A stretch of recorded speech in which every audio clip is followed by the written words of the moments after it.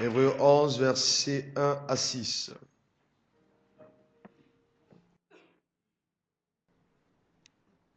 Vous y êtes?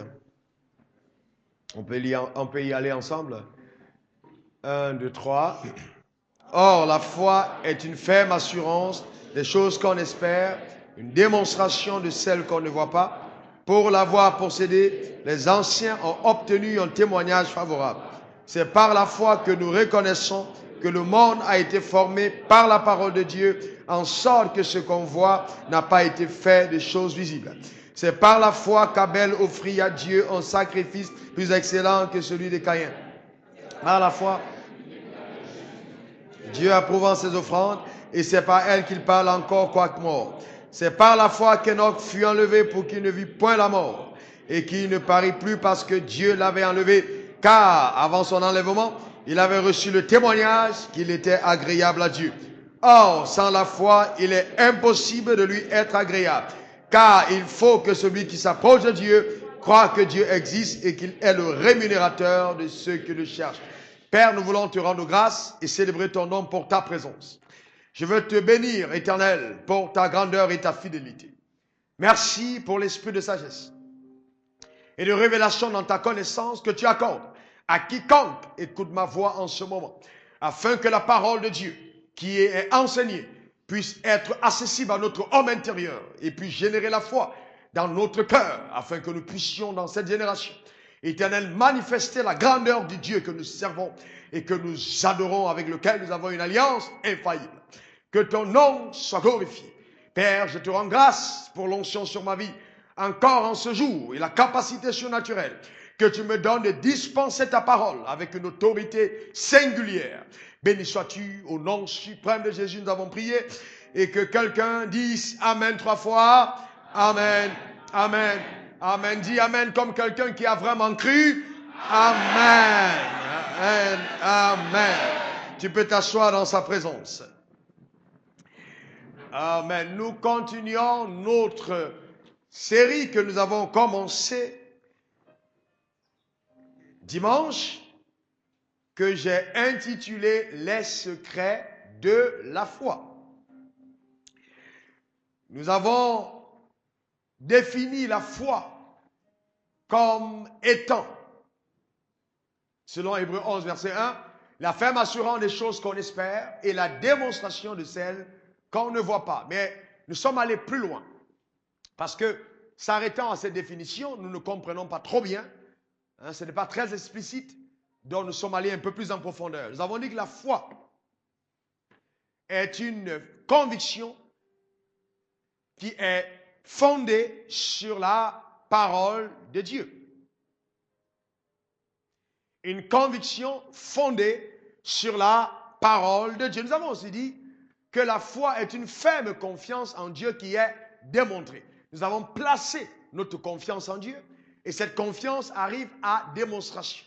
Et la troisième définition, j'aime bien celle-là, la foi est la main qui saisit entre les mains de Dieu les promesses que Dieu a pour nous. Vous voyez, la Bible dit dans Éphésiens 1, verset 3, Dieu nous a comblés de toutes sortes de bénédictions spirituelles dans les lieux célestes, mais personne de vous, n'est-ce pas, et moi inclus, ne vivons au ciel. Donc, si Dieu nous a comblés de toutes sortes de bénédictions dans les lieux célestes, pour avoir accès aux bénédictions que Dieu nous a réservées, nous avons besoin de la foi. Car la foi nous donne d'avoir accès à la grâce de Dieu. D'accord? Nous avons aussi dit qu'il est très important de comprendre que la foi, c'est vraiment le sujet le plus important de toutes les Écritures. Pourquoi? Parce que la foi est ce qui nous donne d'avoir accès au royaume de Dieu. C'est par la foi que nous sommes justifiés. C'est par la foi que nous sommes protégés des assauts du malin. Et la foi, elle nous donne la capacité d'opérer dans une dimension illimitée, n'est-ce pas, de la visitation de Dieu à notre égard. Donc, la foi est vraiment importante. Alors, nous avons aussi dit que la foi est aussi levée dans le royaume et que c'était indispensable d'avoir la foi pour plaire à Dieu. Alors aujourd'hui, je voudrais qu'on commence cet enseignement en parlant de l'univers du possible. L'univers du possible. Amen, l'univers du possible. Vous voyez, la Bible dit dans Marc 10 au verset 27, que rien n'est impossible à Dieu. Rien n'est impossible à Dieu. Rien n'est impossible à Dieu. D'accord? Quels sont ceux qui croient que Dieu est capable de tout faire? Que rien ne lui est impossible. Lève la main. Amen. Amen. Amen. Tu crois que Dieu est capable de tout faire. C'est fabuleux. Ouais, rien n'est impossible à Dieu. Cependant, Marc 9, verset 23 dit aussi que tout est possible à celui qui croit. Donc, il n'y a pas que Dieu qui peut tout faire, mais celui qui croit est capable aussi de manifester la même puissance que Dieu. Je ne sais pas si vous me comprenez. La Bible dit que rien n'est impossible à Dieu. Ça, nous le croyons. Dieu est capable de tout faire. Mais la même Bible dit que tout est possible à celui qui croit. En quelque sorte, quand nous croyons, nous manifestons la même puissance que Dieu. N'est-ce pas? Rien ne nous devient impossible. Donc la foi nous amène à opérer dans la dimension divine. C'est uniquement par la foi que nous exprimons la vraie nature de Dieu en nous. Car nous sommes ses enfants. On est d'accord? Donc, il n'y a pas de limite à ce que ta foi est capable de faire. Il n'y a pas de limite. Il n'y a pas de limite à ce que ta foi est capable de faire. Et la foi est l'antidote de l'échec. Les personnes qui échouent dans le royaume de Dieu sont ceux qui n'ont pas manifesté la foi, qui n'ont pas eu la foi. Il est impossible d'échouer quand on a la foi. Impossible. Et donc, ce que vous devez savoir, c'est que Dieu n'agira jamais dans ta vie parce que tu as un titre. Alors, je suis le général Ontel, je suis le ministre Ontel, je suis le président Ontel, je suis l'apôtre Ontel, je suis le révérend Ontel. Dieu n'a rien à voir avec tes titres. Vous voyez, j'ai vu beaucoup de personnes, quand leur vie ne marche pas, parce qu'ils sont pasteurs, ils deviennent prophètes. Et quand le ministère de prophète ne marche pas, ils deviennent prophètes des nations. Souvent, ils n'ont même pas quitté leur quartier pour faire le ministère ailleurs. Pourquoi? Parce que les gens ont tendance à croire que quand nous avons un titre, cela influence Dieu. Non. Les hommes peuvent être influencés par les titres que tu portes, mais Dieu n'est pas influencé par le titre. Non. Le titre n'impressionne pas Dieu. J'ai vu une autre catégorie d'enfants de Dieu. Ceux-là, ce sont des personnes quand elles prient. Elles pensent que quand elles vont se tenir devant le trône de Dieu pour dire, oui Dieu, est-ce que tu ne vois pas ma misère? Vous voyez, quand elles essayent de faire pitié, elles pensent alors que Dieu interviendra. Laissez-moi vous dire une chose, le sentiment de pitié ne va jamais émouvoir Dieu. Jamais. Dieu n'agit pas à partir du sentiment de pitié. Jamais, je vous dis, jamais.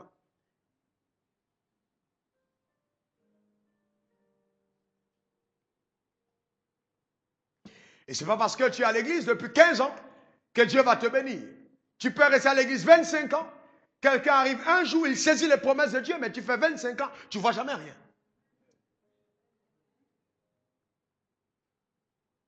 Donc, quand on a la foi en Dieu, nous devons comprendre que la foi nous amène dans l'univers où toutes choses deviennent possibles.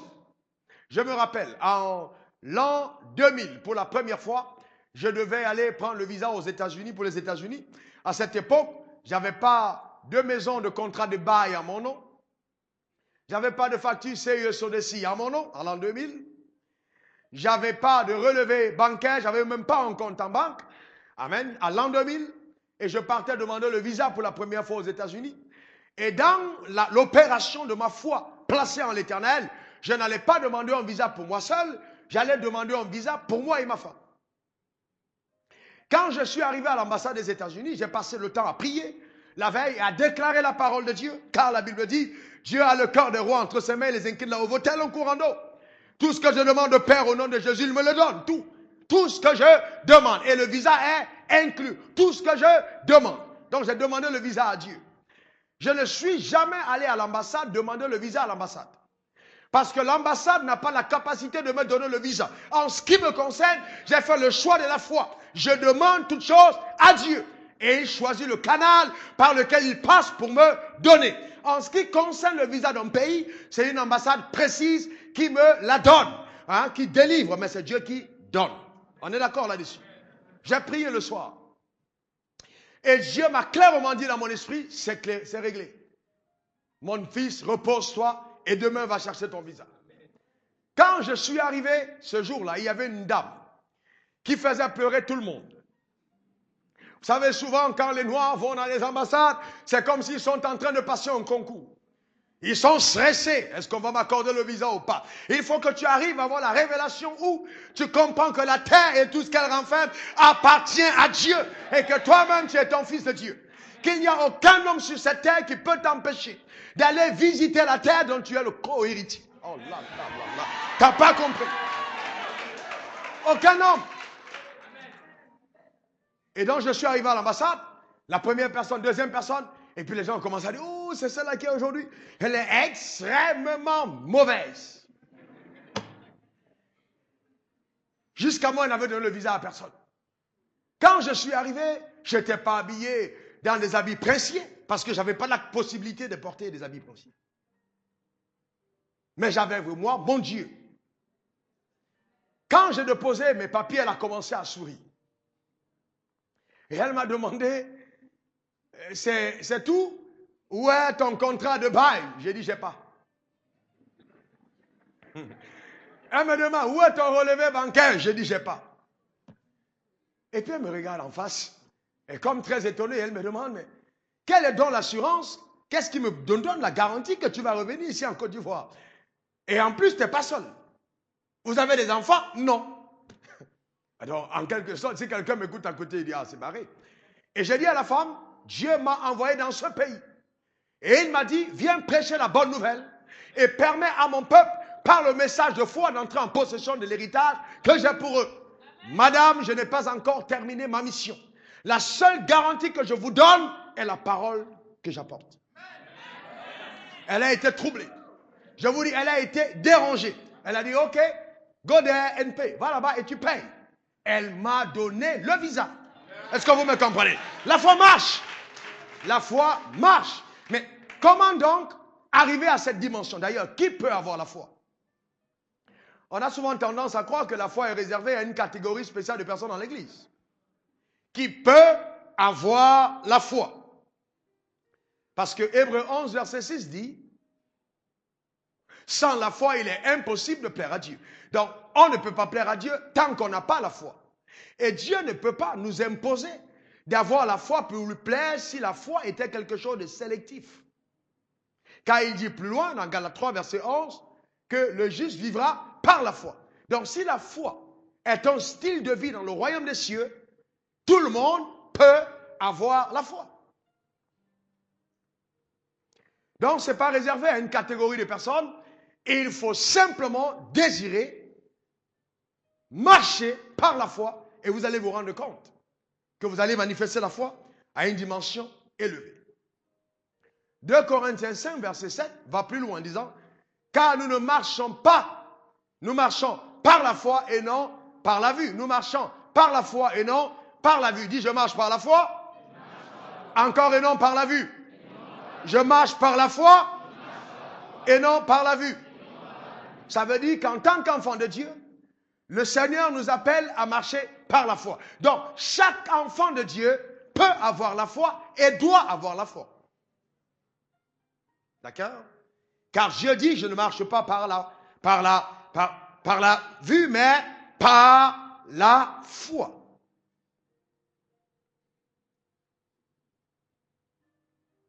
Je me rappelle cette jeune dame qui était venue nous voir au marché de Freetown. Et cette dame-là était une femme qui était de religion musulmane. On lui a annoncé la parole de foi. Elle a cru en Jésus. Elle a dit, mon fils est paralysé depuis 14 ans. Et comme nous étions fatigués, j'ai dit à la femme, nous n'allons pas aller chez toi, mais tu vas partir chez toi, prier pour ton propre fils. Car la Bible dit, voici les signes qui accompagneront ceux qui auront cru. Et ils imposeront les mains aux malades et les malades seront guéris. Vous savez quoi? Cette femme a cru. Le vrai problème de certaines personnes dans l'église, c'est que nous sommes devenus tellement familiers à la parole de Dieu que nous préférons croire aux mensonges qu'à la vérité. La femme a cru à la parole de Dieu. On lui a dit, va à la maison et puis impose les mains à ton enfant et il sera guéri. Et donc, j'ai pris ma main, j'ai posé sur sa main, nous avons prié pour elle. Elle nous a quitté, les mains étaient levées comme ça. Et comme je lui avais dit, la puissance de Dieu est dans ma main, elle répétait la puissance de Dieu est dans ma main, la puissance de Dieu est dans ma main. Ah, il est arrivé chez elle, parce qu'elle avait cru à la parole qui lui avait été donnée, elle a posé les mains sur son fils pour raccourcir le témoignage le même jour. Ce fils paralysé pendant 14 ans a marché. Comment est-ce possible? La femme a cru. Donc vous voyez, il est possible d'avoir la foi aussi longtemps que nous sommes nés de nouveau. En fait, la foi en Dieu commence par le processus de la nouvelle naissance. Vous devez faire la différence, on verra ça plus tard, entre ceux qui sont du courant de la pensée positive et ceux qui sont du courant de la foi. Parce que la pensée positive et la foi, ce n'est pas la même chose. Oh, tu visualises quelque chose, tu penses à la moto et puis tu l'acquiers. Ce n'est pas de ça qu'on parle. Ce n'est pas de ça qu'on parle. Hein? Et donc, il y a certaines personnes qui viennent, qui s'assoient, ils visualisent, et puis je vais acquérir. Non. Il y a des choses, tu vas regarder 1000 ans, tu ne vas jamais avoir.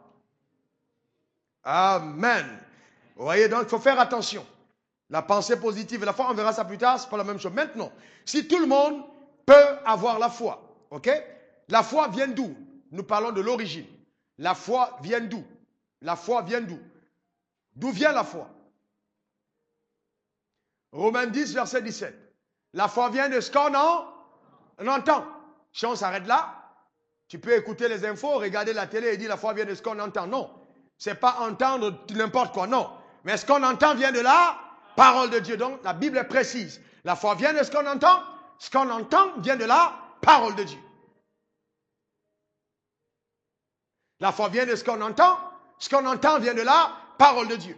J'ai reçu un mail ce matin d'une dame, un mari qui écrit parlant de sa femme. Et il me dit, homme de Dieu, je rends grâce à Dieu pour ton ministère. Ma femme ne croyait pas en l'investissement et nous avons suivi un de tes séminaires au Burundi. Depuis lors, elle est la première personne qui ne fait que me dire, il faut qu'on investisse. Qu'est-ce qui a changé? Pourquoi la femme qui ne croyait pas au business a commencé à croire aux affaires? Parce qu'elle a écouté un message qui parlait des affaires. Vous voyez, ce que vous entendez détermine ce en quoi vous croyez. Si vous n'entendez pas parler de la guérison, vous n'allez jamais avoir la foi à la guérison. Vous n'entendez pas parler de la prospérité, vous n'aurez jamais la foi à la prospérité. Vous n'entendez pas parler du salut, vous allez demeurer en religieux, religieusement emballé et positionné pour aller tout droit en enfer. Pourquoi? Parce que vous n'entendez pas parler du salut. La foi vient de ce qu'on entend. Et ce qu'on entend vient de la parole. C'est pour ça que la meilleure façon de donner la foi à quelqu'un, c'est de parler de la parole de Dieu. La foi ne vient pas des témoignages. Les témoignages peuvent stimuler notre foi, mais la foi vient de la parole.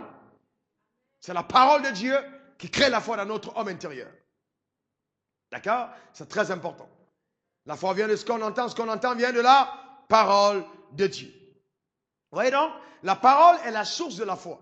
Si je veux avoir la foi, je dois faire un effort d'avoir la parole de Dieu constamment à mes oreilles. Il est impossible d'avoir là une grande foi si nous ne passons pas le temps avec la parole. C'est pourquoi vous vous rendez compte que les personnes qui écoutent simplement la parole le dimanche et qui, dans leur voiture, ont le reggae, ont le jazz, ont le dombolo, ont ci, ont des blagues et tout, vous allez vous rendre compte qu'ils ont une foi. C'est des personnes qui sont instables et qui sont remplies de peur. Parce que justement, dans leur homme intérieur, ils sont pourris par les choses qu'ils entendent. Écoutez-moi très bien. Je n'ai aucun problème avec la musique. Mais j'ai un problème avec la musique diaboliquement enregistrée. Parce que si vous ne faites pas attention, vous allez vous dire, oh oui, bon, ces gars, ils sont trop intégristes. On n'a même plus le droit de vivre. Attention, ce n'est pas de ça que je parle.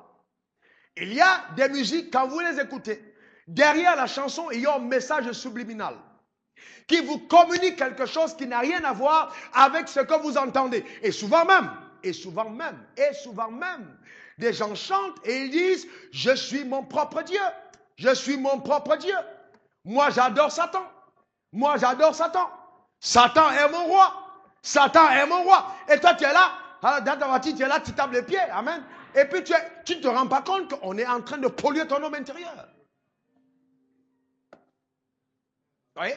La foi vient de ce qu'on entend. Et ce qu'on entend vient de la parole de Dieu. Donc, si je veux avoir la foi, je dois passer le temps à écouter la parole de Dieu.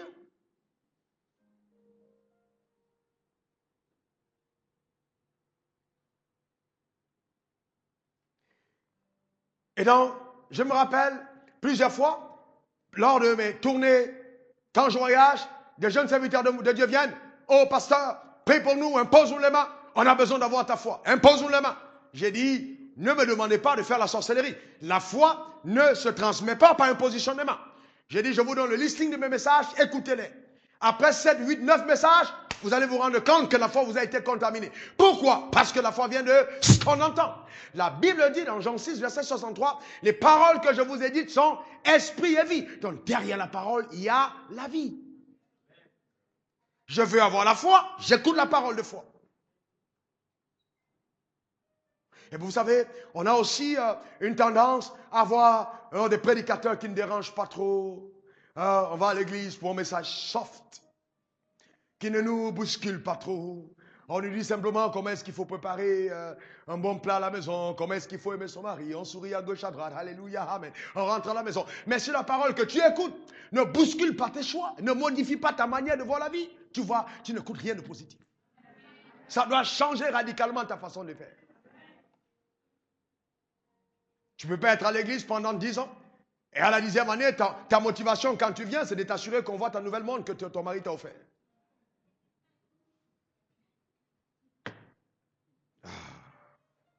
Dis à ta voisine, est-ce que c'est de toi que ton pasteur parle? Alors, moi, je vais t'aider. Non, je parle de celle qui me regarde là, maintenant à la télé. Ce n'est pas ici, celle qui est à la télé. Oui. Donc, c'est important de comprendre que la foi vient de ce qu'on entend. Un jour, comme ça, j'étais en train d'enseigner sur le même thème en Sierra Leone. Le même thème. Et donc, il y avait plein de missionnaires et je priais le Seigneur m'a donné le message. J'ai commencé à parler de la foi qui rend possible l'impossible. Vous savez, je vais vous dire une chose. Je suis de ceux, même quand je prie tous les jours, je suis de ceux qui croient en la capacité de Dieu de faire des choses extraordinaires. Écoutez-moi très bien, je vais vous dire une chose. Ce que vous voyez de moi, notez-le, n'est même pas encore le 1/10 de ce que Dieu va faire.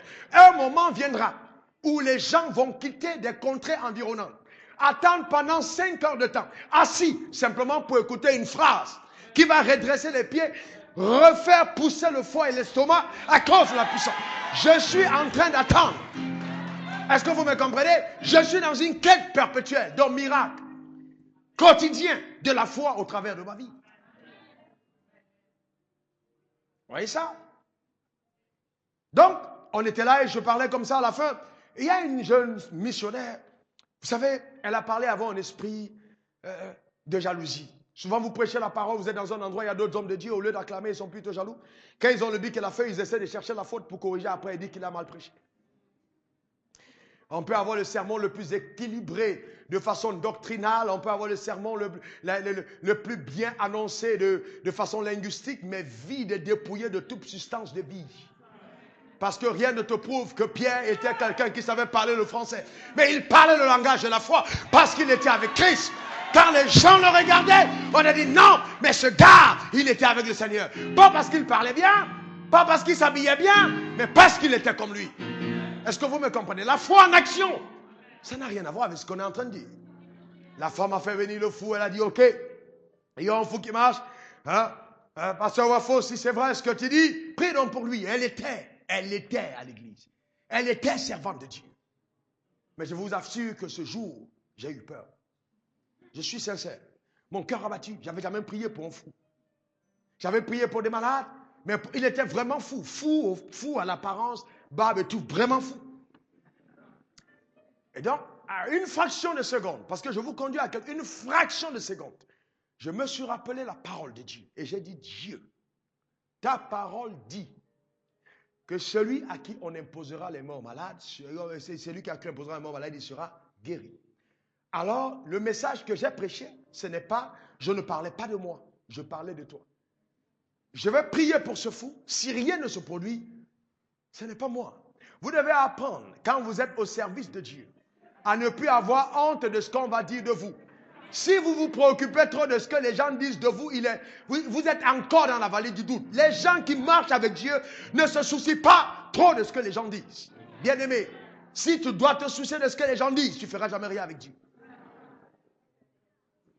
C'est ça la foi. Donc, j'ai regardé le fou. J'ai entendu Dieu ce jour-là me dire, je reviendrai dessus demain.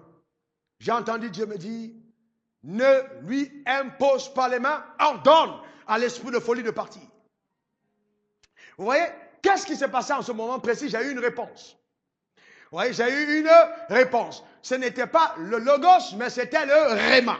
Au-delà du logos, mes oreilles ont entendu une voix qu'un homme normal ne pouvait pas entendre. Mais ça naissait de ma communion avec Dieu. Ma capacité à entendre distinctement Dieu au milieu de plein de bruit. Et donc, quand j'ai entendu cette voix, j'ai regardé le fou, j'ai dit, esprit de folie, je te commande, va-t'en. Au nom puissant de Jésus. Et donc, je restais calme. Au fond de moi, j'ai dit, Seigneur, qu'est-ce que je fais maintenant? Vous voyez, le fou, à l'apparence, n'était pas guéri. Il m'a dit, ordonne maintenant au fou de recevoir Jésus dans sa vie comme étant son Seigneur et son Sauveur personnel. Alors, j'ai dit, donnez-lui le micro. On a tendu le micro. J'ai dit, j'ordonne que j'ai commencé à faire la prière du pécheur. Et il a répété la prière du pécheur. Jusque-là, on allait se dire, bon, c'est pas si grave que ça. Il y avait des Américains qui étaient présents.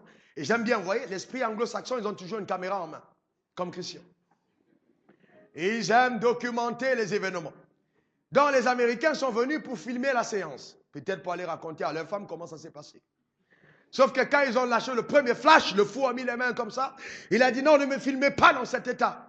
Permettez que j'aille me laver, que j'aille m'habiller, que j'aille me raser.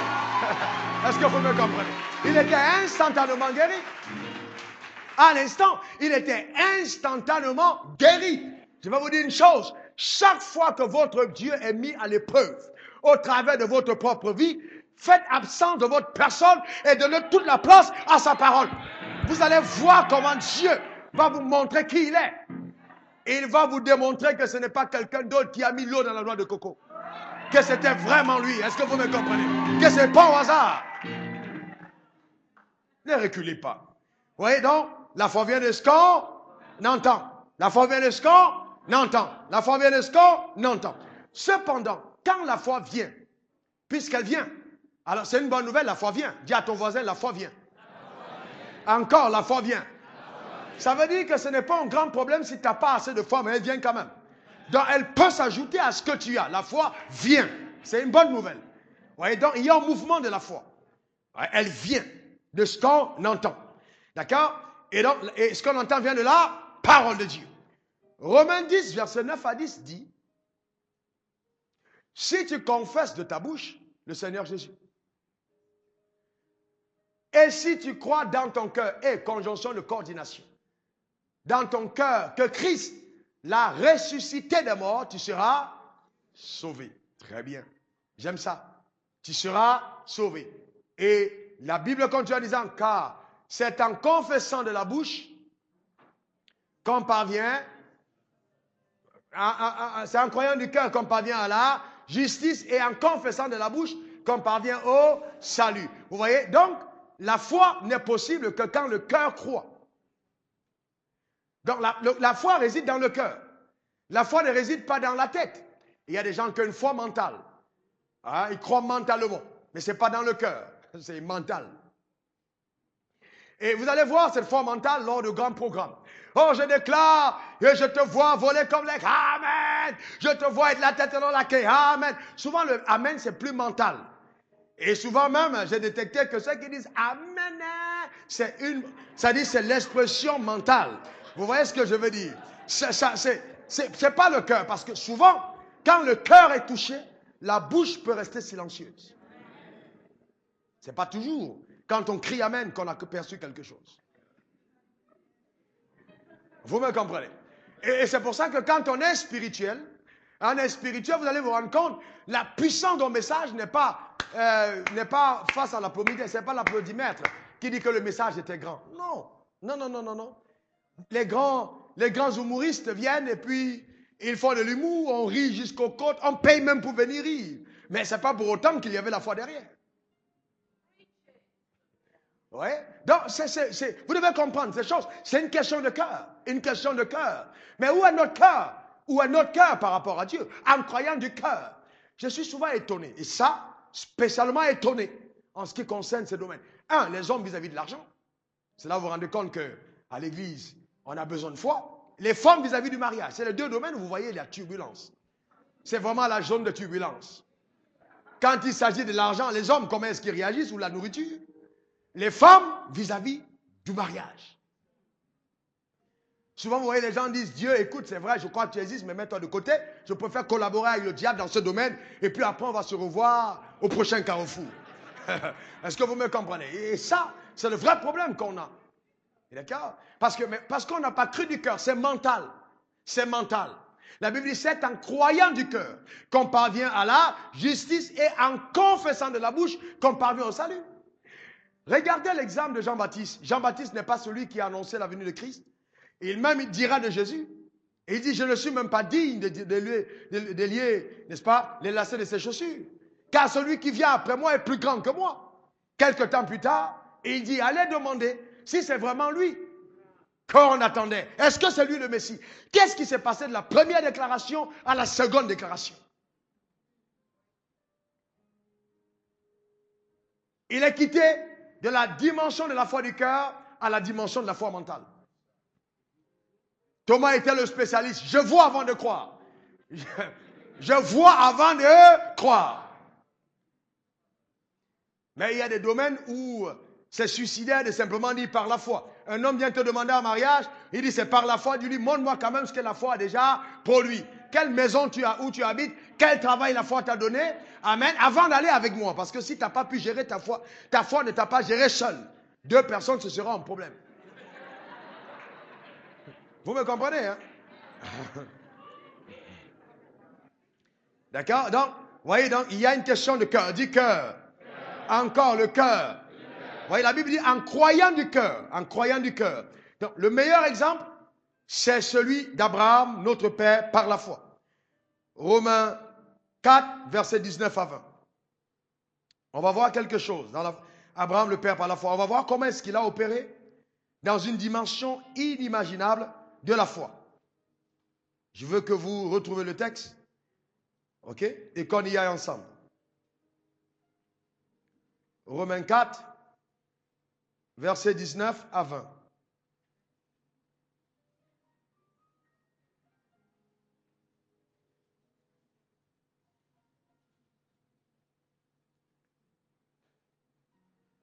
Vous y êtes? Je peux commencer la lecture? La Bible dit, et s'enfaiblit dans la foi. Abraham s'enfaiblit dans la foi, il ne considéra pas que son corps était déjà usé. Puisqu'il avait près de 100 ans et que Sarah n'était plus en état d'avoir des enfants, il ne douta pas par incrédulité au sujet de la promesse de Dieu, mais il fut fortifié par la foi, donnant gloire à Dieu. Examinons ce texte. La Bible dit, s'enfaiblit, n'est-ce pas, dans la foi. Ça veut dire que je peux avoir la foi et je faiblis. C'est le cas de Jean-Baptiste qui a eu la foi et il a faibli dans la foi. Vous voyez? Donc la foi n'est pas un acquis définitif. Je peux avoir la foi aujourd'hui et ne pas l'avoir la seconde après. D'accord? Donc s'enfaiblit dans la foi. Donc sa foi, il a préservé. D'accord? La foi, il a préservé. Alors, on verra plus tard comment je préserve la foi. Comment je garde la foi quand je l'ai déjà. D'accord? Et comment je grandis même dans la foi. Puisqu'il faut préserver la foi en la faisant grandir. La Bible dit, il ne considéra pas que son corps était déjà usé.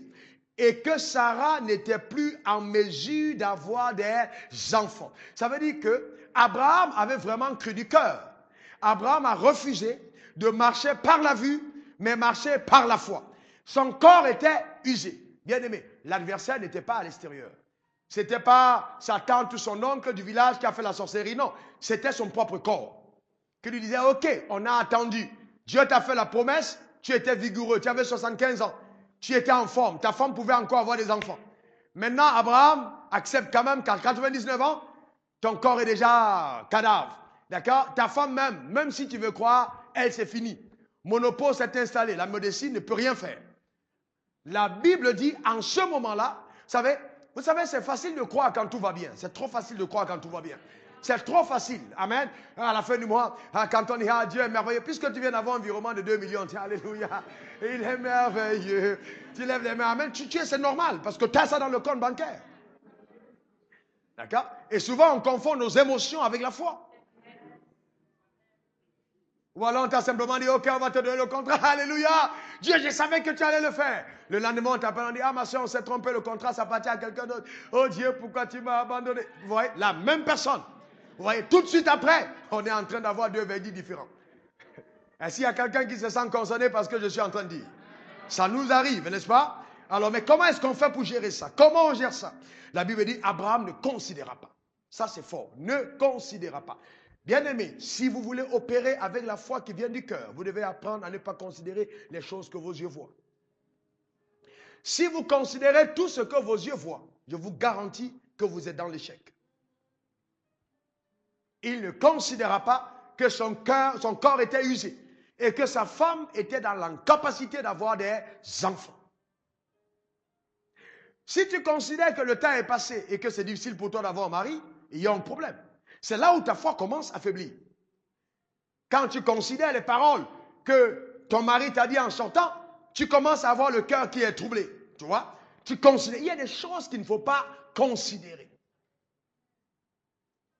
Il ne considéra pas que son corps était déjà usé et que sa femme n'était pas en mesure d'avoir des enfants. Laissez-moi vous expliquer comment est-ce que dans le domaine de la foi, je l'ai appliqué dans mes finances. Quand j'ai commencé à ouvrir un compte bancaire, mes revenus à la banque étaient des 5 chiffres. Et puis même les 5 chiffres qui ne passent pas 100 000. On me donnait toujours le relevé 38 500, 42 300, souvent 11 100, souvent moins ceci. Et vous voyez, vous sortez de la banque, vous regardez entre vos mains, et le papier qui est en face de vous vous dit que voilà la valeur que vous avez sur la terre. Est-ce que vous comprenez? Et c'est ça que tu tires. Tu tires. Et bon, dans tous les cas, moi j'ai appris une chose. Je rendais quand même grâce à Dieu de ce que j'étais différent de ceux qui n'avaient pas de compte.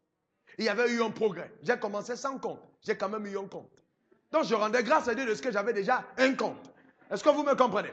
Et donc j'ai appris une chose dans la marche par la foi. Ne jamais se comparer à ceux qui sont déjà devant. Vous serez découragé. Et ne pas se comparer à ceux qui sont derrière parce que vous allez croire que vous êtes arrivé. Est-ce que vous êtes avec moi? Vous voyez?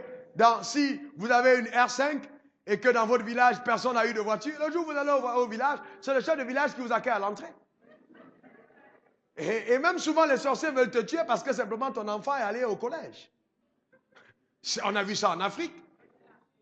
Mais déménage un tout petit peu de ta zone où tous les gens t'acclament et mets-toi dans un environnement où tes voisins, la voiture des enfants pour aller à l'école, c'est une 4x4. Là, tu commences à te rendre compte que la vie ne fait que commencer. Vous voyez ce que je veux dire? Donc, c'est très important de ne pas considérer certaines choses. Alors, qu'est-ce qui se passait dans mon cas? Quand je prenais le relevé, alors, je prenais le relevé et je mettais devant le nombre de chiffres que je voulais voir et je posais sur ma table. J'ai toujours refusé d'avoir des chiffres de 100 000, d'avoir des chiffres de 1 million, d'avoir des chiffres de 15 millions. Ça, j'ai dit non. Hein? Vous voyez, pourquoi? Parce que j'ai appris que dans la foi, il y a des choses que je ne considère pas. Le relevé bancaire me mentait à mon sujet. Car la Bible me dit que Dieu m'a comblé de toutes sortes de bénédictions dans les lieux célestes. Que Jésus s'est fait pauvre afin que je sois devenu riche. Et mon compte bancaire me dit, c'est pas vrai, tu n'es pas riche. Donc, qu'est-ce que je fais? Je prends mon bic et je modifie les chiffres. La différence, c'est quoi? Ce n'est que les chiffres sur le papier. Là, je vous amène dans un autre niveau. Ce n'est que les chiffres dans le papier. Pourquoi? Parce que chaque fois que j'ai un besoin, ce n'est pas la banque qui pourvoit mes besoins, mais l'Éternel pourvoira à tes... Vous voyez, il n'a pas dit pourvoira. Donc, il y a une dimension future dans la manifestation de ce que j'attends. Pourvoira à tes besoins. Selon... Heureusement que ce n'est pas selon ma richesse, mais selon sa richesse. Donc, il n'y a pas de raison pour moi de douter parce que mon compte bancaire n'a pas de revenus. Ce n'est pas avec mon compte bancaire que Dieu gère mes problèmes. Dieu gère mes problèmes avec son compte bancaire. Est-ce que vous me comprenez? Donc, mon compte bancaire n'a rien à voir dans cette histoire. Et j'ai commencé à mettre des chiffres en plus. Jusqu'à ce qu'un jour, Dieu a commencé à me dire, change ta manière de voir les choses. Le problème que j'ai avec toi, c'est que tu te limites aux chiffres qui sont sur ton papier. Modifie-les. On va voir ça demain. Sur comment l'audace de la foi t'amène à une dimension élevée. Jusqu'à ce que toi-même tu crées l'environnement dans lequel tu opères. La première voiture que j'ai roulée, je l'ai roulée parce que j'ai cru en elle. Quand on m'a demandé, tu vois quoi, je veux une Mercedes. À cette époque, dans ce pays, aucun pasteur ne roulait en Mercedes. Je dis bien aucun. Quand j'ai pris la première Mercedes qui était d'occasion, que je suis allé acheter au Togo à 2,3 millions, il y a des pasteurs qui m'ont fait des palabres à cause d'une Mercedes de 2,3 millions. La mentalité de la pauvreté devait être éradiquée de l'église. Est-ce que vous me comprenez? Je vous dis des choses sérieuses. Aujourd'hui, ça a changé. Mais je vais vous dire une chose, il y a des choses qu'il ne faut jamais considérer. Il ne faut jamais considérer. Je travaille à la douane et tous les douaniers sont ici. Je ne considère pas mon environnement, je considère la parole. Et il y a des choses qu'il ne faut pas considérer. Parce que souvent, même ton environnement où le temps est un redoutable ennemi des choses que tu attends de Dieu. Le temps passe et ton corps faiblit. Et le temps te demande, si Dieu était si vrai, pourquoi il n'a pas fait ça depuis? Mais ce que tu ne comprends pas, ou ce que le diable ne comprend pas quand il te parle, c'est qu'il veut t'amener à ne pas croire que Dieu est maître des temps et des circonstances. Et qu'un jour pour Dieu est comme 1000 ans pour l'homme. Et que donc quand 30 ans passent, devant Dieu ça ne représente rien. Et que Dieu n'a pas besoin de 15 ans pour t'amener à la dimension que ta foi espère. En un jour, par une seule connexion, par la manifestation d'une seule œuvre, la même puissance de Dieu est capable de changer tout dans ton environnement. Mais la Bible dit, il ne douta point. Vous voyez? Donc, il ne douta point. Il ne douta point. Il ne faut pas douter en ce qui concerne la parole. La parole de Dieu est vraie. Il ne douta point. Le vrai problème, c'est que nous doutons. Quand la Bible dit que par les meurtrissures de Christ, nous avons été guéris, pourquoi tu doutes? Est-ce que c'est ta parole? Crois ce que la Bible dit. La Bible dit tu es la tête et non la queue. Pourquoi tu doutes?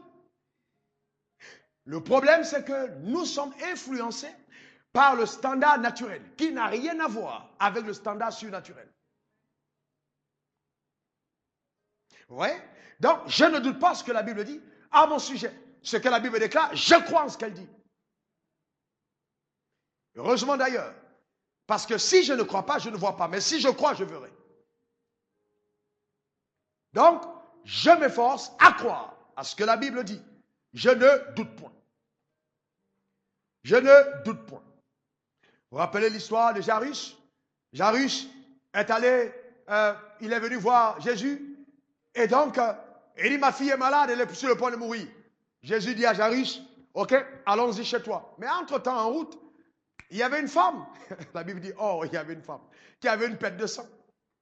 La femme se disait en elle-même, si je puis toucher le vêtement du Seigneur. Moi, j'aime bien ça, si je puis toucher.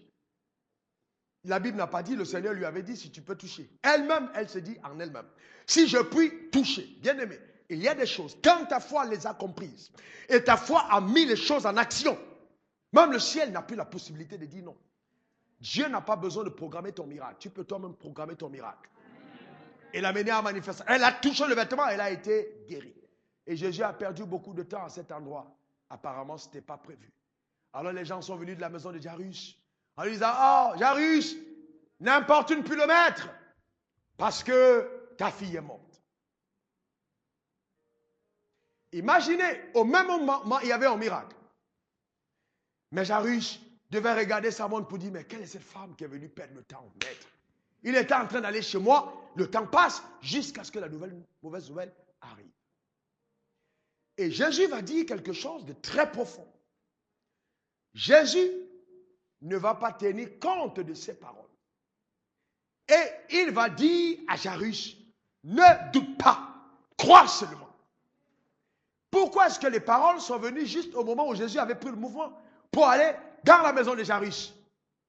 Parce que le diable savait qu'une information comme celle-là allait déstabiliser le processus de guérison et de restauration de la fille. Mais Jésus savait aussi que pour que la foi soit active, elle doit apprendre à ne pas douter de certaines informations naturelles. Et N'est-ce pas? Jésus est arrivé chez Jairus et la fille a été ressuscitée par la puissance de Dieu. Donc, apprends à ne pas douter. Et la Bible dit que Abraham fut fortifié par la foi. Mais comment? Comment Abraham a été fortifié par la foi? Et qu'il donnait gloire à Dieu, même quand son corps était déjà usé. Laissez-moi vous le montrer. Demain, je vais dans la profondeur de ce que je vais dire. Abraham s'appelait Abraham. Abraham veut dire père béni. On est d'accord? Abraham veut dire père d'une multitude. Abraham attendait un enfant. Dieu avait pour Abraham, n'est-ce pas, une multitude de fils. Donc il lui dit, tes confessions ne correspondent pas à la provision que le ciel a pour ta destinée. La première des choses que je vais faire, je vais corriger ta manière de t'appeler toi-même. Ne t'appelle plus Père béni, appelle-toi Père d'une multitude. Ça, c'était très audacieux. Abraham marche, il dit, oh, je m'appelle Abraham, je m'appelle Abraham, je m'appelle Abraham. Dès qu'il se tourne le dos et ses amis commencent à dire, mais vraiment, ce gars, je crois qu'il devient fou. Il n'a même pas un enfant, il dit qu'il est père d'une multitude. Les gens commencent à se moquer d'Abraham. Mais vous savez, si vous n'êtes pas prêt à faire le ridicule, vous ne verrez jamais le spectaculaire. La foi va vous amener à poser des actes qui, à l'apparence, vont paraître insensés et ridicules. Donc, Abraham a continué à être fortifié par la foi à cause de ses déclarations. D'accord? Bien-aimés, demain, j'insiste là-dessus. Chaque fois que vous vous tenez, écoutez-moi bien, et que vous déclarez la parole de Dieu sur votre vie, vous engagez le ciel dans une dimension inégalée de son action. Pourquoi? Parce que Somme 103, verset 20 dit que les anges de l'Éternel exécutent la voix de sa parole. Pas la parole de Dieu, mais la voix. Donc, les anges exécutent les ordres de Dieu en obéissant à la voix de sa parole. Ça veut dire qu'en fait, ce que Dieu attend, suivez-moi, maintenant, riez les regards ici, percevez la dimension de cette révélation, c'est que les anges n'obéissent pas simplement à la parole, les anges obéissent aux ordres de Dieu en exécutant la voix de la parole. Ça veut dire que quand la parole est relâchée et que les anges entendent la voix de la parole, les anges se lèvent et vont donc prendre la parole et l'amènent à exécution. Donc quand quelqu'un dit, par les meurtrissures de Christ, je suis guéri, par les meurtrissures de Christ, je suis guéri, il relâche la parole et se fait entendre. Donc les anges demandent, mais d'où vient cette parole? Ils courent, ils saisissent la parole et l'exécutent parce qu'ils ont entendu la voix de la parole. Donc ce n'est pas la peine de perdre ton temps pour faire entendre la voix de tes murmures, ou la voix de tes plaintes, ou la voix des querelles, ou la voix des médisants. Prends la parole, relâche-la, cite-la, confesse-la, appelle-la. Oh oh, come on! Et tu verras comment est-ce que les anges mettront la parole de Dieu en pratique. J'ai appris cette leçon et tous les jours je la mets en application. Une chose que je vais vous dire, je n'ai jamais recherché à entrer en contact d'affaires avec quelqu'un. L'Éternel est mon Dieu, l'Éternel est mon témoin et il sait que je ne mentirai pas. Je n'ai jamais demandé à quelqu'un, invite-moi dans ton église. Je n'ai jamais forcé pour être en connexion avec quelqu'un. Jamais de la vie. Toutes les fois qu'une affaire est venue à moi, les personnes sont venues à moi me trouver là où je me trouve. Pourquoi? Parce que j'ai tellement fait entendre l'écho de la voix de la parole que les anges se sont mis en mouvement dans l'atmosphère pour sélectionner les affaires les plus judicieuses et les apporter à mes pieds. Vous savez, confesser la parole, c'est terrible. Confessez-la. Déclarez-la sur vos vies. Même ma servante à la propre maison, un jour, elle dormait, elle s'est réveillée et elle a vu de l'or qui était en train de descendre, des gouttes d'or. Elle a pris peur, qui coulait sur la maison. Quand elle a raconté à ma femme m'a raconté, j'ai dit, Dieu était en train de lui montrer là où elle a posé ses pieds. J'ai commencé à appeler ma maison Canaan quand je louais à 20 000 francs CFA et que j'habitais dans une vallée, il n'y avait même pas de l'eau dans ma maison, j'allais puiser dans un puits. J'ai appelé Canaan à l'existence. Et la maison que j'habite n'est même pas encore le 1/10 de là où je vais être. Mais je continue de confesser Canaan. Pourquoi? Parce que dans tous les cas, je me vois vivre selon les standards de la parole et non selon le naturel. Bien-aimé, la foi n'est pas une affaire pour venir à l'église et faire roboko, siteke, rebeke. Non, ce n'est pas une affaire de lever les mains pour bénir le Seigneur. Si ta foi n'a pas d'influence dans ta vie quotidienne, alors tu es dans la religion. Ta foi doit bouleverser ta vie. Elle doit influencer ton mariage. Elle doit améliorer ton travail. Elle doit fournir à ton compte bancaire. Elle doit te donner la santé. Elle doit te donner la vie. Elle doit te donner l'énergie. La foi que tu as doit bouleverser ton environnement. Il faut que la foi change toutes choses. Une de mes filles est venue me dire dans mon bureau, oui, on dit de moi que Dieu ne m'aime plus, que j'ai décidé. Je lui dis, mais comment est-ce que la bouche de quelqu'un peut qualifier ta relation avec Dieu? Je dis, mais non, ressaisis-toi. Ce n'est pas quelqu'un qui dit comment Dieu. Moi, je vais vous dire une chose. Si tous les hommes de Dieu se mettent ici et disent, hey, révérend Wafo, Dieu est contre toi, je dirais, vous êtes dans l'erreur. Parce qu'il arrive des moments, je vais vous dire correctement, où les gens vont être en opposition par rapport à ta destinée. Et ce sera au moment d'un test pour voir combien tu fais confiance à ton Dieu. Ben, si tu marches avec Dieu tous les jours, imaginez que le pasteur privé, quelqu'un vient lui dire, ah oui, voici ce que le révérend Wafo pense de toi. Mais s'il y croit, il est stupide. Parce qu'il est en contact avec moi tous les jours. Parce qu'il me côtoie tous les jours. Il n'y a personne de mieux placé que lui pour savoir ce que je ressens pour lui. Ce n'est pas à quelqu'un d'autre de le dire. Vous voyez ce que je suis en train de dire? Comment est-ce que pendant longtemps, nous nous laissons, n'est-ce pas, spolier, voler par le diable à partir de ces mensonges? Oh, ton père est maudit. Personne dans ta famille ne va réussir. Oh, tu es attaché au village. Et vous voyez des gens incrédules, remplis de doutes, condamnés à la misère parce que simplement ils ferment leur cœur à la parole de foi. Venez matin et soir, on brise les liens, on brise ci, on brise ça, on brise ça. Et vous voyez des enfants qui viennent à l'église, même dans le visage. Vous voyez même le visage d'une femme qui adore Dieu. Les rides avant 30 ans. Tellement les problèmes elle est emportée de problèmes. Pas de joie. C'est qu'elle vit avec Dieu ou tu es toujours triste. C'est quelle histoire? C'est comme si Dieu était tellement méchant que sur la terre, le seul bonheur qu'il t'accorde, c'est d'aller au ciel. Si Dieu ne t'accordait le bonheur qu'au ciel, c'est que Dieu serait méchant. Il ne peut pas mettre le bonheur en face de toi et te dire à toi seul, il attend au ciel pour te rendre heureux. Il serait méchant. Vous voyez? La seule fois où j'ai vu dans la Bible où Dieu a dit à quelqu'un, regarde, mais tu n'en jureras pas, c'est parce qu'il avait douté de la parole. Quand le prophète a annoncé, il dit, ok, vous verrez, mais vous n'en jurez pas. Comment vous allez me dire, je veux voir l'or, le pétrole, le bauxite, les belles maisons, les belles voitures, les jets privés, et puis je vais regarder les gens voler dedans pour dire, Seigneur, tu sais, c'est pas grave dans tous les cas, je sais que tu me réserves quelque chose là-haut. Non, je ne suis pas dedans. Moi, c'est pas ça, ça ne me concerne pas.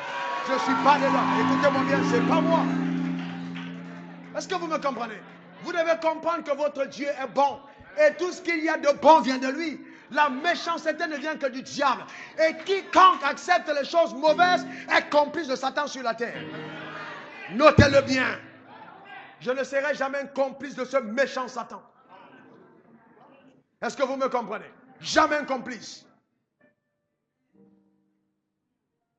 Le diable n'a qu'à dire ce qu'il veut. Les sorciers de ton village n'ont qu'à dire ce qu'il veut. Mais la Bible n'a jamais dit qu'il soit fait selon les fétiches du village.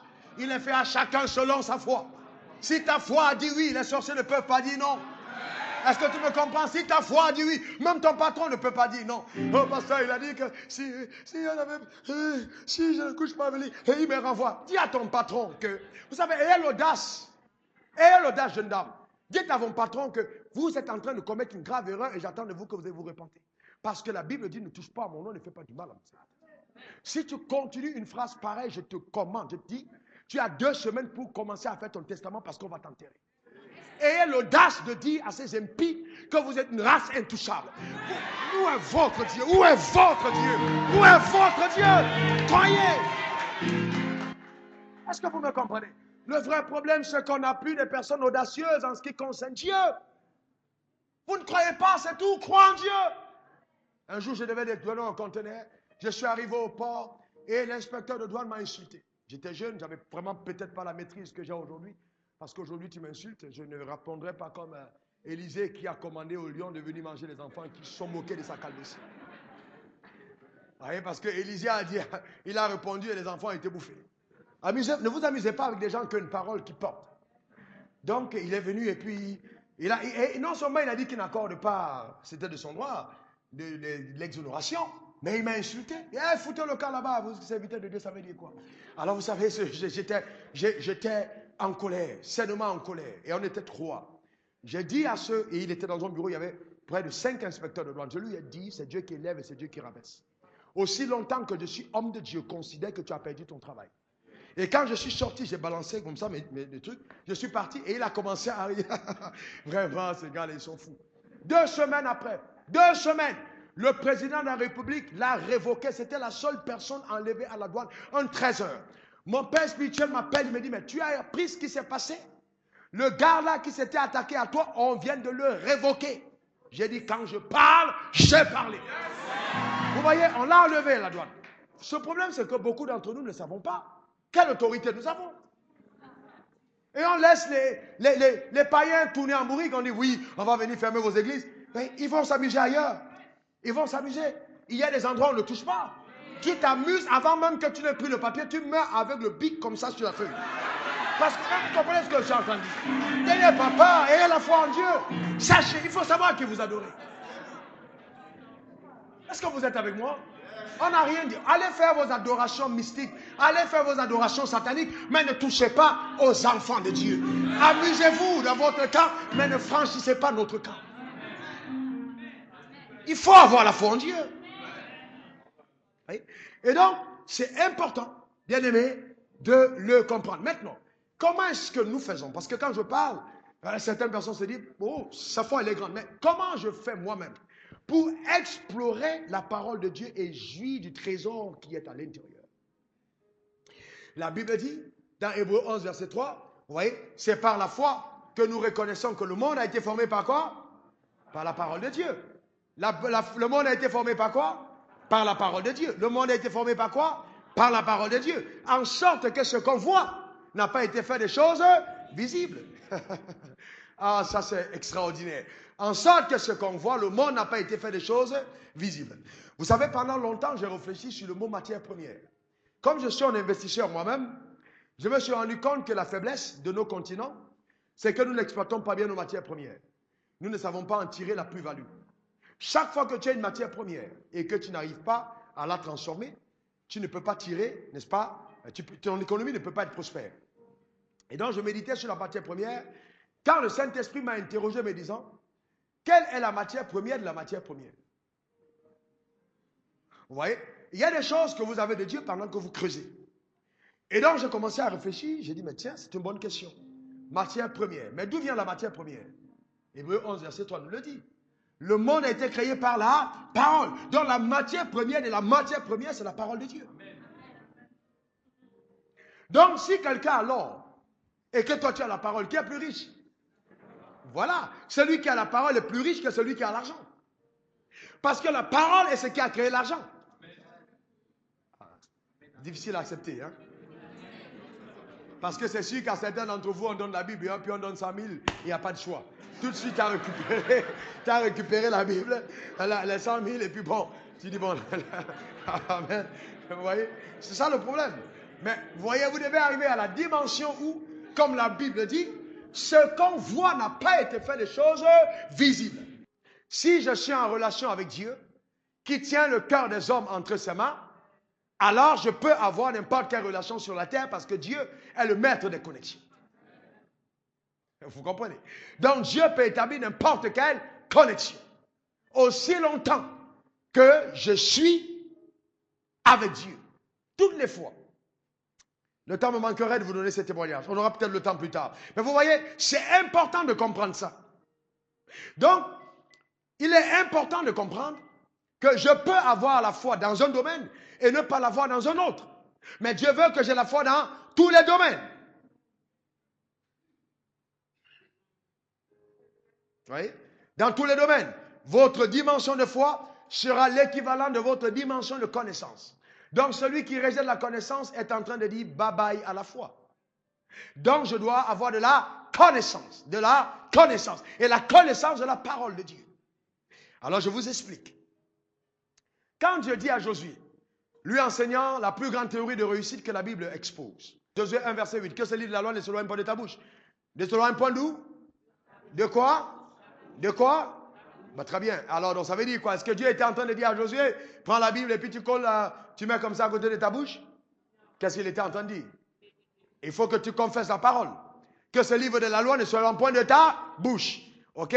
Médite la parole jour et nuit. Médite la parole jour et nuit. Ok? D'accord? Médite la parole jour et nuit pour agir fidèlement selon tout ce qui est écrit.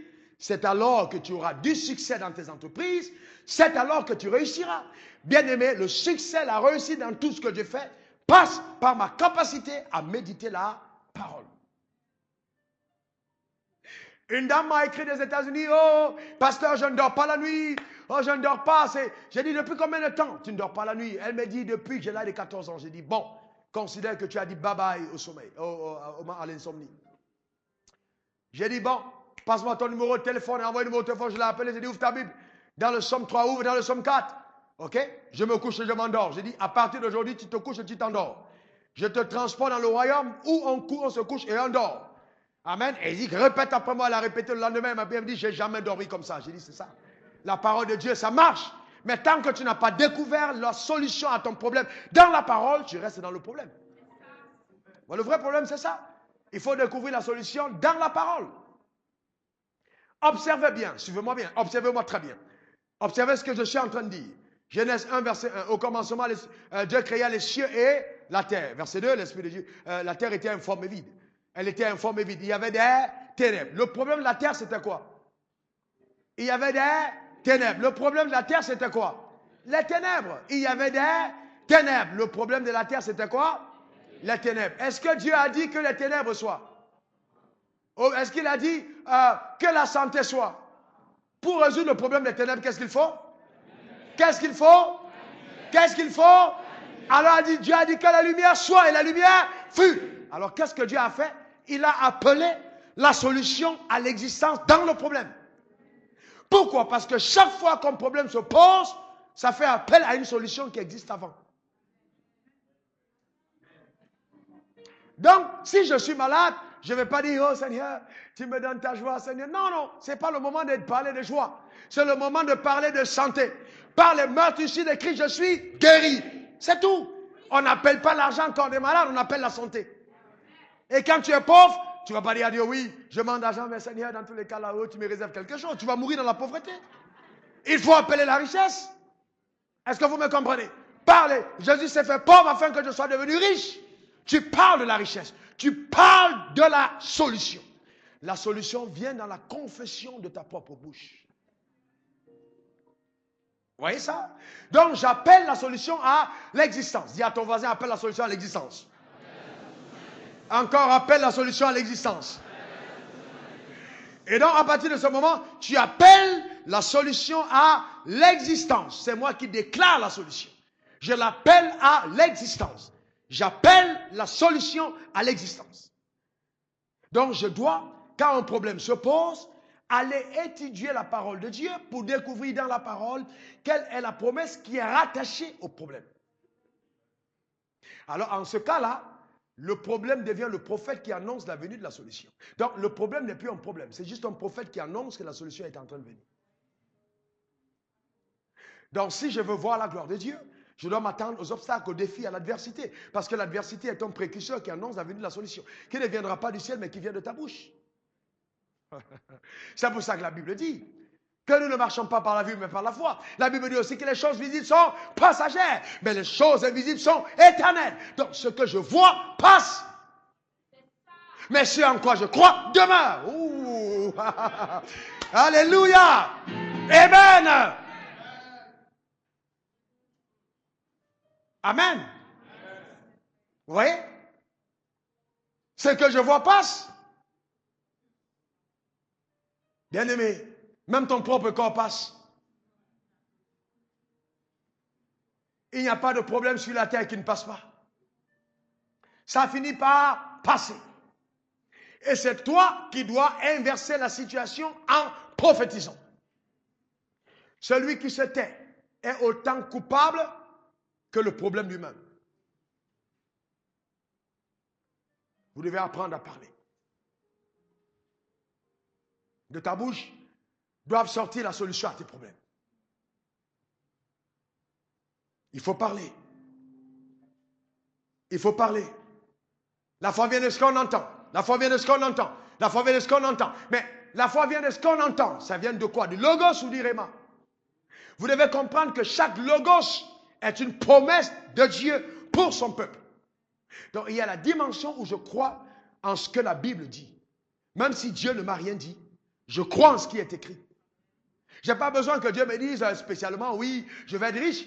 La Bible m'a promis, déjà par Abraham, que toutes les nations de la terre seront bénies après toi.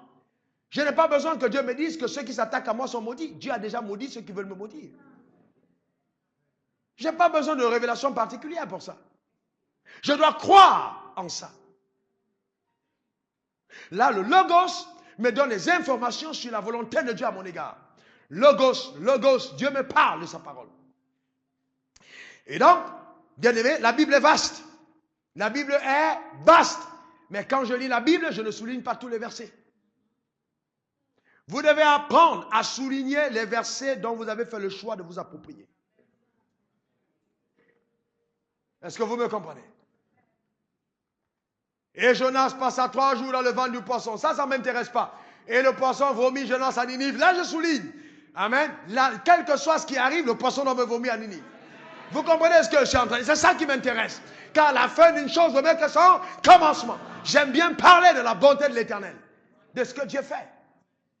Je n'aime pas la publicité de ce que le diable est en train de faire. Parce que je sais que tout ce que le diable fait passe. Et ce qui demeure, c'est la volonté parfaite de Dieu à mon égard. Vous savez, quand vous commencez à confesser la Bible comme ça, parmi les femmes, vous êtes femmes, les femmes ne vous aiment pas. Parce que vous vous élevez. Pas parce que vous êtes grande de taille, mais vous vous élevez parce que vous êtes grande dans l'âme. Et tout le monde à côté de vous se sent petit et ridicule comme on est. Parce que quand vous parlez, vous dégagez de l'assurance. Vous dégagez de la grandeur. Vous dégagez de la connaissance. Alléluia. Tout de suite, les gens ne vous aiment pas. Parce que si on doit choisir, il n'y a pas de choix.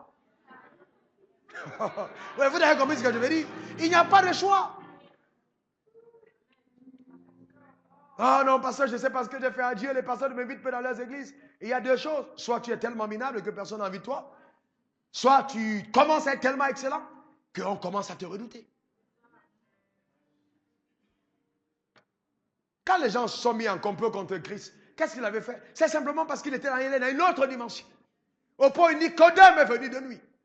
Quand tu as la foi dans ton cœur, ça te lève.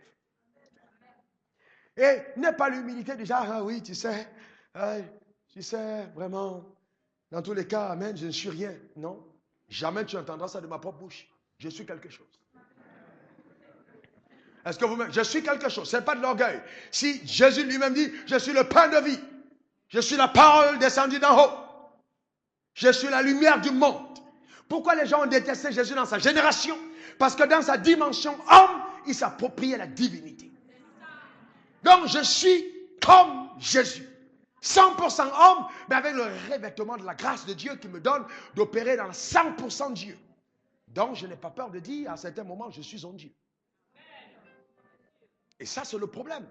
Mais comment un prédicateur peut dire qu'il est en Dieu? On vous a dit que ce gars est orgueilleux. Mais écoutez, l'orgueil consiste à ne pas s'identifier à la parole de Dieu, te concernant. Et l'humilité, c'est s'accorder avec la parole. Si la parole dit que tu es un Dieu et tu dis je ne suis rien, tu es orgueilleux.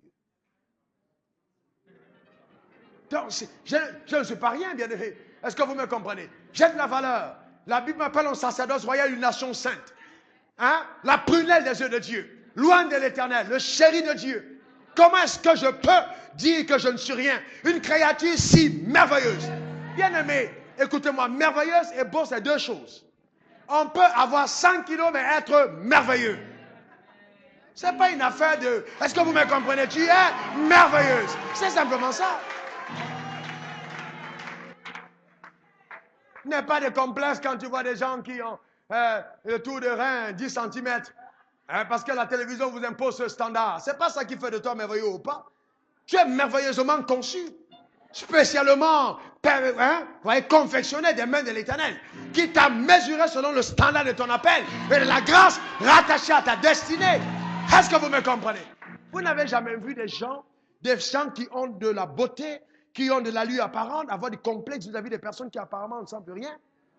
Vous savez que la valeur d'un homme, ce n'est pas son apparence, que la valeur d'une femme, c'est d'abord son intérieur, que généralement, le fait de mettre plusieurs bijoux au bras est l'expression d'un complexe de l'âme.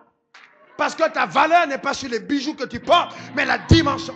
Ah, ben, tu n'as pas compris ce que je chante. Est-ce que vous me comprenez? 10 femmes de foi. C'est ça, il faut la foi. Est-ce que vous me comprenez? Amen. Je sais que demain, il y a boulot. Je n'ai pas terminé mon message d'aujourd'hui.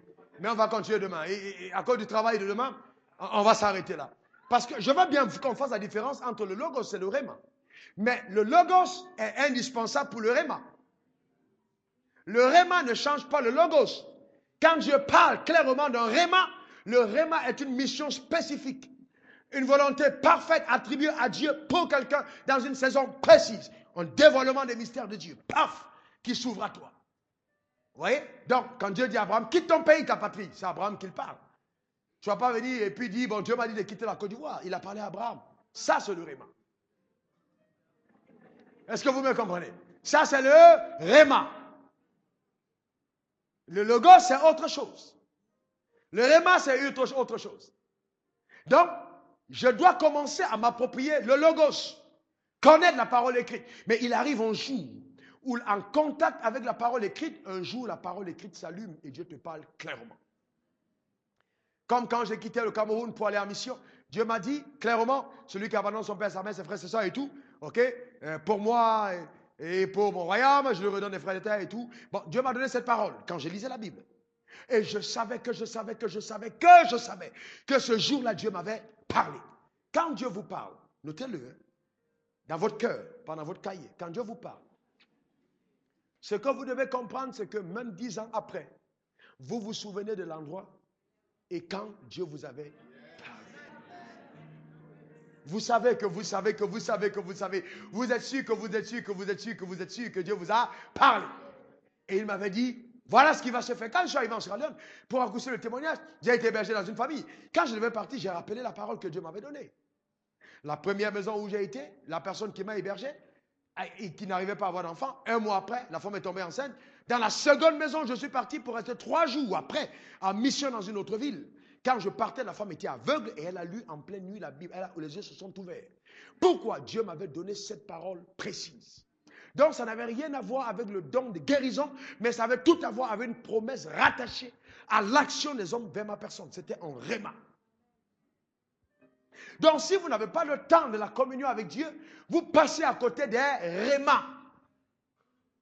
Et tu commences à mener ta vie en fonction des standards de tout le monde. C'est très important. Demain, on ira dans cette dimension. On va parler de comment, quand Dieu parle, quel est le mécanisme, comment ça se passe à l'intérieur, la foi qui voit, la foi qui écoute, la foi qui voit, la foi qui parle. Comment est-ce qu'on écoute, on voit, on parle. Dans le mécanisme, comment ça se passe clairement dans ton homme intérieur. Après le message de demain, je te garantis, je te garantis que tu pourras obtenir tout ce dont tu as besoin si tu es sérieux. Il suffit d'être sérieux avec Dieu. Il suffit d'être sérieux avec Dieu. Bien-aimés, ce que vous voyez aujourd'hui, je vous garantis, ceux qui me connaissent savent que je déclare cela depuis longtemps, depuis très longtemps. Je continue d'appeler les choses qui ne sont pas comme si elles étaient. Est-ce que vous êtes avec moi? Il faut comprendre que la foi marche. La foi marche. Il n'y a pas d'échec possible dans la foi. La foi marche. Dis à ton voisin, ça marche. Encore ça marche. Encore ça marche. Et demain, je vous parlerai de l'opportunité de l'adversité. Je sortais du Cap Sud. Je venais d'acheter la petite Porsche que j'ai. Et elle était toute neuve. Donc j'étais excité au volant. Je roulais. Et quand je sortais du Cap Sud, un jeune homme, j'étais au feu vert, a essayé de traverser rapidement. Et moi, j'avais appuyé sur la vitesse. Vous savez, à moins de 6 secondes, tu es à 100 km/h. Le jeune homme a été percuté, le monté était en l'air, descendu sur le pare-choc, explosé, tombé par terre. Le sang a commencé à gicler, il a arrêté de respirer. Bien aimé, s'il y a des moments de la vie, vous devez avoir la foi. Quand j'ai regardé le jeune homme, je me suis rendu compte que j'allais en prison directement. Je vais vous dire pourquoi. Parce que le permis que j'avais en poche, c'était un faux permis. Pas parce que j'avais fait un faux permis, mais parce que celui qui était allé traduire mon permis avait fait un faux. Et j'avais découvert il y a 2 jours que mon permis était faux. Et j'étais dans le processus d'obtenir le vrai permis. Dans ce jour-là, c'était la prison. Il n'y avait pas d'autre alternative. Quand je suis sorti de la voiture, j'ai regardé les jeunes hommes. Et les femmes ont commencé à pleurer. Je me suis vu à la Maca. Alors, je pouvais entendre les diable me dire, ah, c'est bien fait pour toi aujourd'hui, tu vas aller à la Maca. Les journaux en gros titre, un pasteur avec un faux permis. Vous avez imaginé le scandale du royaume. La vie était la seconde après. Donc alors, imaginez ce qui s'est passé à l'instant T. Je suis sorti de ma voiture et j'ai levé les mains vers le ciel. J'ai dit, Seigneur, tu ne m'as pas envoyé dans ce pays pour tuer les gens, mais pour donner la vie. J'ai posé ma main sur le jeune homme. J'ai dit, je refuse ta mort, je refuse ta mort. Je refuse que tu meurs. J'ai appelé la vie dans ses mains. Au même moment, il y a quelqu'un que je connaissais qui passait avec un cortège. Quand il a vu, il s'est arrêté. Il est venu, il dit, mais qu'est-ce qui s'est passé? Qui a osé casser la voiture? Donc, il était tellement charnel que son problème, ce n'était pas le jeune homme, c'était la voiture qui avait été cassée. Mais vous savez, souvent, les gens qui sont comme ça vous sortent des problèmes. Ce jour, il m'a sorti d'un problème. Il dit, mais c'est pas possible. Il dit, bâtard là. Pendant que je prie pour le jeune homme, il dit, bâtard là, comment t'as osé? Et j'étais là, bien aimé, j'ai posé ma main, j'ai commencé à appeler la vie. Et à un certain moment, le gars, il a respiré fortement, son sang a giclé même sur mon visage. Et il a commencé à respirer. Et j'ai entendu alors maintenant, pim pom, la police était en train d'arriver. Le jeune homme a repris son souffle. Les femmes qui étaient en train autour de pleurer ont commencé à dire entre elles, et j'entendais, waouh, ça c'est un homme de Dieu. Ah, il prie d'aide. Les gens ont commencé à parler. Il prie d'aide. Ce jeune homme prie d'aide. Est-ce que vous comprenez? Pourquoi? Parce que les gens qui te regardent face au problème et au départ, qui disent que tu es terminé, sont les mêmes personnes qui vont scander ta gloire et ta victoire à cause de ta foi. Qui vont apprécier ce que Dieu est capable de faire. Alléluia. Amen. Quand le commissaire est arrivé, le jeune homme qui était là, c'était vraiment quelqu'un très proche de la galaxie patriotique, très introduit même à la présidence. Il a dit, écoutez, commissaire, laissez le pasteur entrer à la maison et puis réglez ce problème. Il m'a donné tout, il dit, ok, vas-y, parle. Et c'est ce jour-là, en quittant de l'endroit, j'ai commencé à dire, Dieu, toutes choses concourent au bien de ceux qui t'aiment. Je croyais simplement à toutes choses concourent au bien de ceux qui t'aiment. Et je ne savais pas ce qui allait se passer. Je suis parti à l'entreprise où le pasteur privat travaillait, on ne se connaissait pas. Et c'est le jour où Dieu m'a donné mon assistant. C'est lui qui m'a reçu. C'est lui qui a aidé à me faire un nouveau pare-brise. Et c'est à partir de ce jour qu'on est ensemble. Vous comprenez? Donc, bien aimé, quel que soit ce qui arrive, c'est vous qui déterminez l'issue finale. Par votre foi, que Dieu te bénisse richement. Que sa main soit sur ta vie. Alléluia. Élève ta voix, rends grâce à Dieu. Bénis l'Éternel pour son œuvre et son action dans ta vie. Rends grâce à Dieu, rends grâce à Dieu. Élève ta voix. Élève ta voix vers le trône de l'Éternel. Bénis l'Éternel, bénis son nom. Célèbre la grandeur du roi. Magnifie l'Éternel, le Dieu Tout-Puissant.